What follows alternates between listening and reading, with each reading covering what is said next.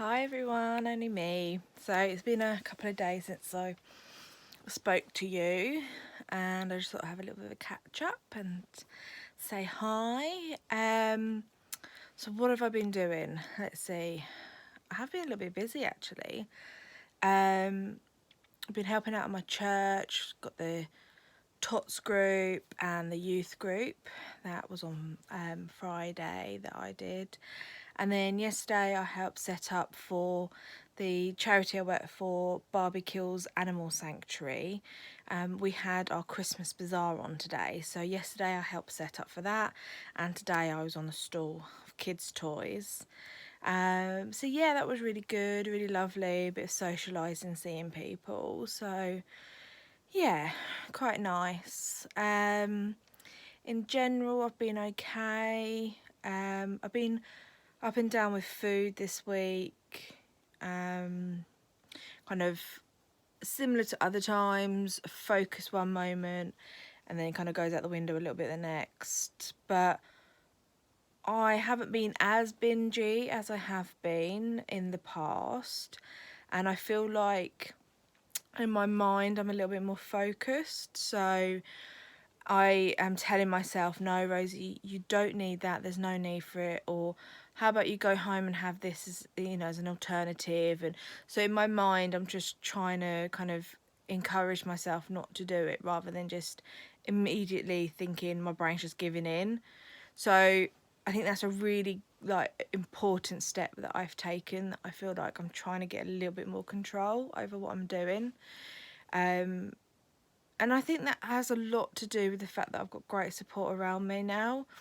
I've reached out. I've got Beat, the eating disorder charity, helping me, and the book that they've given me that I'm reading. And that just really helps me understand a lot more about the condition and relationship with food.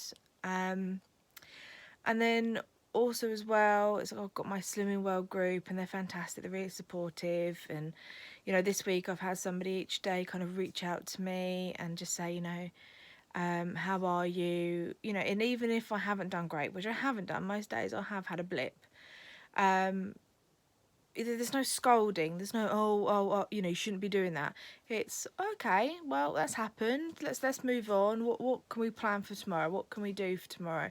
And that's nice to know that I can actually be open and honest with that person and not feel like I'm going to be judged. And I think when you've got mental health issues like depression, that's really important to know that you're not going to be scrutinised, that you don't feel scared, that you can't just be open and be yourself, that you can just tell the truth and these people will support you, and yeah, that's that's really important. So yeah, I'm feeling actually fairly positive at the moment. Also, another thing that I found, and this is on the whole kind of so obviously the other side of what I've got problems wise. So like before, I've talked a lot about my medical conditions. Now, linked to a couple of my medical conditions is the polycystic ovaries and the endometriosis. Now, I have mentioned it before, I can't get pregnant, and we've been trying for a very long time. Now, yesterday I did come across an app. It was an advert, I think, on Facebook, and this app was called Peanut, and it was recommended for women to find other women to talk to. Now, there was 3 categories they kind of like recommended it for. It could either be mums, like new mums, or you've got young children, women that are pregnant, or women that are trying to conceive. So I thought, oh, I'll have a look at it. And I downloaded the app and I filled in like did the questions and the profile bits, obviously trying to conceive, my likes and dislikes, a little bit of a bio about myself. And I suppose in a way it's a little bit like Tinder, where you get to swipe. But it basically like looks at your area, and it's quite a wide range area as well. It's not just not on your doorstep. And it's basically for you to find women that are in a similar situation to yourself, for you just to reach out to talk to, that can understand you, you can understand them, maybe help each other, give hints and tips and stuff like that, just so you've got more community. And actually in the last 24 hours I found that quite a nice thing, just to know that there are actually so many more women out there that are going through a similar thing to what I'm going through. And already I've had a couple of women out there that have just like said hello, and we've just kind of like connected, which is really nice. And then through that, on the forum, I saw that somebody was recommending a book, and that was earlier today. And this book is called, I believe the title is It Starts with an Egg. And this is all to do with women that have either just looking to start to conceive or have been conceiving for a long time, and have like not got any success, maybe have fertility problems like myself, and you know, any of those things. And these are basically, it's information to help you improve your egg viability to the best possible kind of like chances.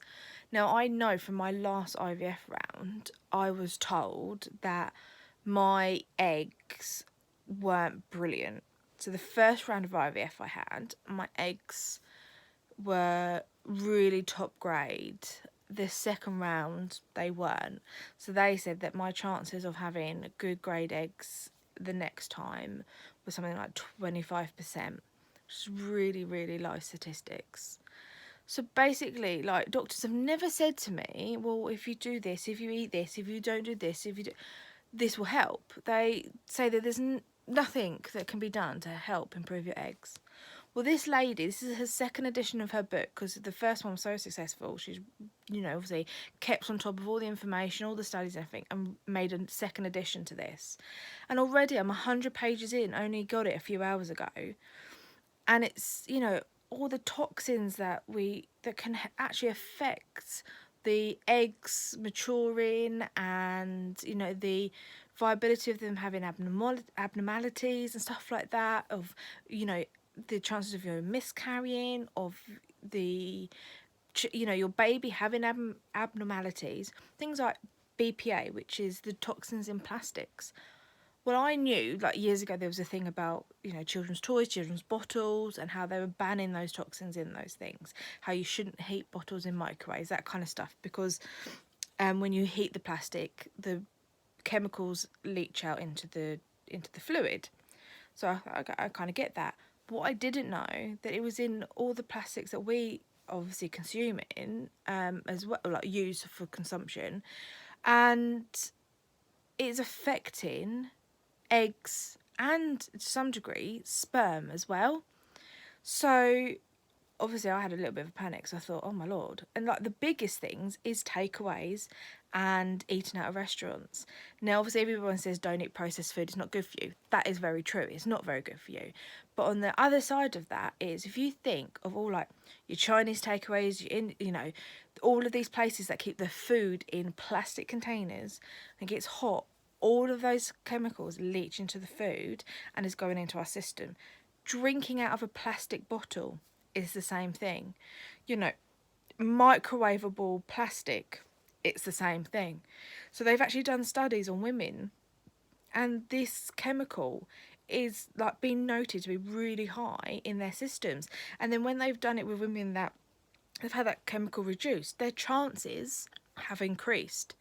You know, the quality is better, the amount of eggs produced are better, you know, getting pregnant is better, not having a miscarriage is better. And that is literally just the tip of the iceberg. That is not even looking at all the other chapters it's covered so far. You know, I've looked into supplements with it, the way that different hormones affect your body, or the different tests that you should have done. I say I'm 100 pages in and I've still got a long way to go. And already, like, I've got a doctor's appointment tomorrow to see my GP, and already I've got a list of like, right, I want you to test this, I want you to test this, I want this done, I want this done. He's going to regret seeing me in the morning. But at the end of the day, it, like she actually says this in the book, okay, yes, these things don't have, it's not like cancer research and stuff like that. A lot of fertility problems aren't understood. So if by eliminating these things in our daily lives aren't causing us any harm and it's safe to do it, then there is really no reason why we shouldn't. Because even if the studies show a minimal change, if it's not going to cause us any adverse kind of problems by doing it, where is the harm? And I completely agree with that. If it's going to even just increase my chances by 2%, that's 2% I didn't have. That's 2%. That 2% could just get me pregnant.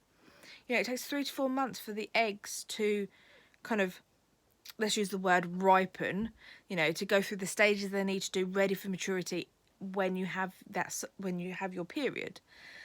3 to 4 months of all of those chemicals and stuff going in your body, I suppose that really could make a really big impact.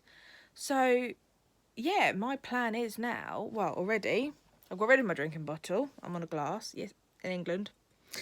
It's my husband's. Yeah, already, you know, I'm thinking, right, you know, I've got to do this. I'm stupid. Why spend the money on the book, read on the information and kind of go, nah, can't be bothered. I'm going to do it. Tomorrow morning is a new day. I'm going to see, like I say, see my GP in the morning, get these things booked in. If he's not willing to do it, then I think I'm going to have to get the test on myself. There is actually a website called MediCheck where you can pay to have blood tests done, and they will check for like the hormones and stuff like that. Like I say, I already know I've got a thyroid problem. I already know I've got the polycystic ovaries and the endometriosis. And it's not the fact that I want to confirm if I've got anything else. It's more to the fact that I want to confirm my levels are okay. Because one of the vitamins that they recommend that should be higher than what actual doctors say is vitamin D, because vitamin D has been linked in with successful kind of pregnancy rates, and it also affects your thyroid and stuff like that. Now, obviously, I already have a thyroid problem, so a lot of these problems are actually quite interlinked, and by making some small changes, by like taking supplements, could actually dramatically make a difference for me. So yeah, I think as well as that, and obviously the eating healthy, I'm hoping I can make a really big difference. And something that I didn't know is that they're actually even saying now that studies are starting to be done on celiac disease and how that can affect the ovaries. And it's all to do with the fact that the intestines get inflamed and it then stops them, the gut system, from absorbing the vitamins and minerals that the body needs, especially for the hormone levels and like the ovaries and stuff like that. So they recommend a diet of completely gluten-free and dairy-free to help maintain the gut balance. Now, I've already been meaning to do that properly. I think tomorrow morning I'm going to have to start taking this deadly serious, because it has more than just one benefit for me now. I was kind of doing it because I had IBS symptoms and I knew dairy wasn't brilliant for you because of obviously the hormones and steroids and everything they put in it. But now I've actually got it in black and white saying for several, not just the celiac things, but a couple of other things, that having gluten-free and dairy-free is beneficial to getting pregnant. So there you go, ladies and gentlemen. Tomorrow morning, I should be a changed woman. Well, the start of a changed woman anyway. So yeah, it's a lot of information. But again, I'll just tell you what that book's called. So it starts with an egg, and the app is Peanut. Do recommend it. And like I say, if you're a mum, or mum to be, or trying, you know, it's lovely just to be able to have people to talk to. So yeah, recommend those. And yeah, I will obviously go to my doctor's appointment tomorrow, and I'll let you know how it all goes. And fingers crossed, between the changes that I make and you know, the positive mind and, you know, getting this eating healthy underway, maybe I can get pregnant without any more help. It's hopeful, you know, it's a big wish, it's a big want, but Let's make my body the best possible place for a baby to grow and see what magic happens. Anyway, guys, I'm going to leave you with that now. If you need any more information or you want to know any more about anything that I've talked about, just drop me a comment. And yeah, I will speak to you again soon. Bye.